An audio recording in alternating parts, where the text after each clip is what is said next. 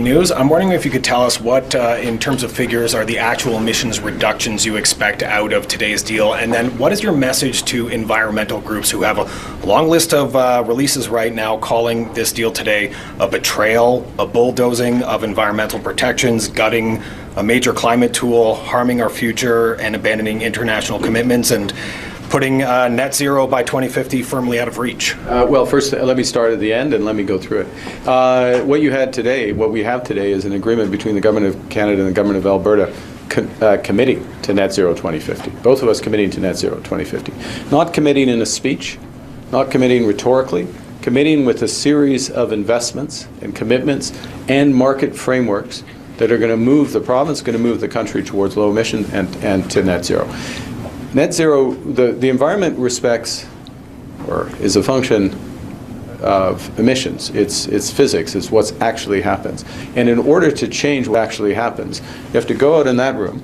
You have to get some of those apprentices when they get their Red Seal trades. You have to go to a job site. You have to build things like the Oil Sands Alliance Pathways Project, which is going to take 16 megatons of carbon out of the atmosphere every year, equivalent of 90% of the cars coming off the road in Alberta every year. Once you take 90% off, you can't take another 9, but you get the point. It's moving to a carbon market that functions. Let's put this in context. Before we started these negotiations, before the MOU, the carbon price trading in the tier market was $20. Okay? Not the $95, now $110 of the headline price, $20. That was the actual price. That's the actual price that determines the investment decision of businesses. Now, what are we doing?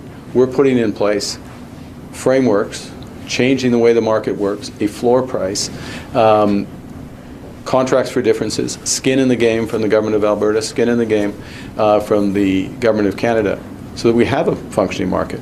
We have an effective price, 2040, that's 6.5 times that price that it was before the MOU. I'll tell you something else, which is that the fact of the MOU, the fact that we're making progress, the fact that the Government of Alberta, the Government of Canada are both committed to developing a real carbon market has moved the carbon price up.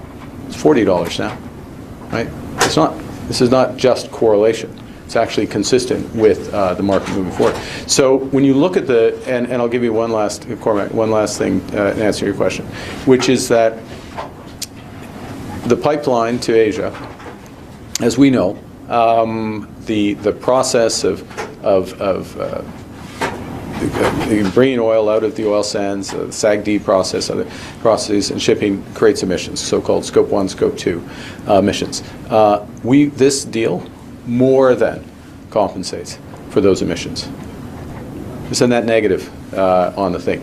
That's how you make progress. I've been an environmentalist, my career, UN Special Envoy on climate action.